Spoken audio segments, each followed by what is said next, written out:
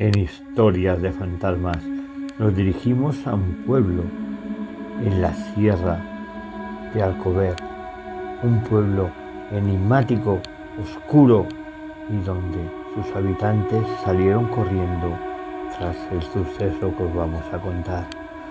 Un pueblo que la niebla llenaba todo el camino por la noche, que no se veía ni un alma casi de día, pero los gritos horrorizantes de nuestro personaje hacían que retumbaran todas las cuevas y lugares de ese sitio especial. Unas montañas que parecían que fueran la cueva del mismo diablo, donde Pipe, nuestro personaje, se convertía cada noche en un ánima diabólica, aunque nunca abandonaba su forma humana. Podía enredar a cualquiera que estuviera en su lugar, atraerlo con su mirada. Era como si su mente desapareciera y Felipe, desde su mente, lo controlara como si fuera un robot. Habían desaparecido miles de personas, incluso niños, que habían aparecido días más tarde colgados de árboles por un pie y totalmente abiertos en canal, donde colgaban sus tripas, pero los otros órganos interiores habían completamente desaparecido. Nadie sabía quién era, quién hacía tal barbaridad, pero todo el mundo sospechaba de ese hombre que vivía solo, atormentado y lejos del pueblo, más arriba de la llanura donde daba lo alto de la montaña. Su nombre, como hemos dicho, era Felipe, un hombre de 1,80 m, calvo, con una mirada penetrante, con arrugas que le llegaban casi a los huesos y unas manos agrietadas de arar el campo que parecían surcos en el suelo hechos por el arado. Un hombre trabajado, oculto en pensamiento, pero tenebroso en su mente. Una persona que no querida y odiada por el resto de vecinos. Todo el mundo sospechaba que él era el responsable de esas muertes, que era el único que podía hacer tal macabro experimento con seres humanos.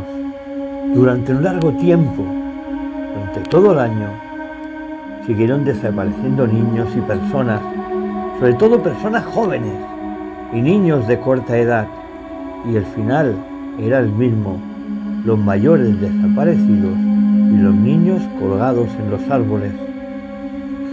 Hasta que un día explotó el pueblo y fue en busca de nuestro personaje. Colocaron una hoguera, una estaca, y como si fuera la Inquisición, lo quemaron vivo en la puerta de su casa. Pocos se iban a imaginar lo que pasaría después o lo que ocurriría en sus vidas, porque Felipe, gritando de dolor por las llamas que empezaron a llegar por sus pies hasta llegar a su tronco, explotar sus órganos y morir quemado en esa hoguera,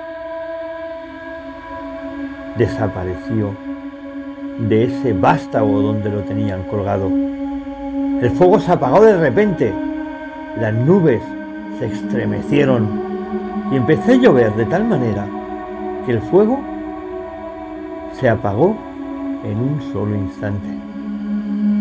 De repente quedó allí el vástago, el resto de hoguera, la ropa de Felipe, pero no había rastro de él. De repente escucharon un aullido desgarrador que rompía el alma, y un lobo de más de 2 metros se acercó hacia ellos y mató, devoró y comió a todos aquellos que habían cogido a Felipe, lo habían reducido y lo habían sacrificado en la hoguera. Desde ese momento siguieron apareciendo niños colgados en los árboles, siguieron habiendo desaparecidos en la aldea, pero no había Felipe, no existía. Por tanto, el asesino seguía suelto. Pero pocos sabían que ese asesino era ese lobo que por el día se convertía en humano. Un humano que todos adoraban, querían y seguían, que era ni más ni menos que Antonio, el párroco de la iglesia. Una historia que os hemos contado aquí, que estremece el corazón y que nos llega a lo más profundo del alma, pero que nos hace fijar y entender que no debemos juzgar a nadie, porque a veces el más bueno puede ser el más diabólico. Hasta la semana que viene, amigos, aquí en Historias de Fantasmas.